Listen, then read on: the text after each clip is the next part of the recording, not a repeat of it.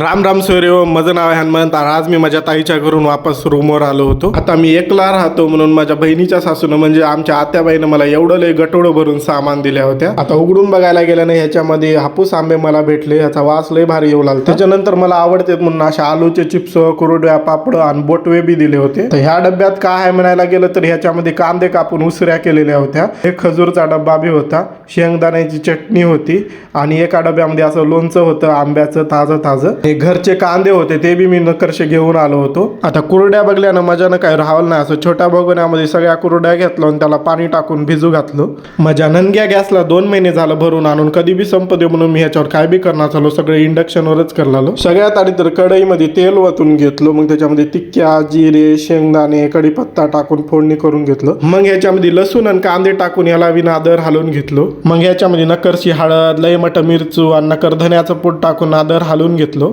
समजा झाल्यावर मी भिजू घातलेलं याच्यामध्ये कुरड्या टाकून घेतलो आणि याला नकरचं टेस्ट करून बघावं म्हणलं तर याच्यामध्ये मीठच टाकायला विसरलो होतो. नकरचं मीठ टाकून मी याची एक नादर वाफ काढून घेतलं. आता फायनली माझी कुरड्याची मॅगी बनवून तयार झाली होती. याला कुरड्याची मॅगी म्हणा की कुरड्याचे बोटवे म्हणा, याला मस्त असं खरडून एका वाटेमध्ये वाढून घेतलो आणि खाऊन बघलो तर लय भारी झाले होते. उगन माय हानम्या कशाचं बी काय बी करून खाते.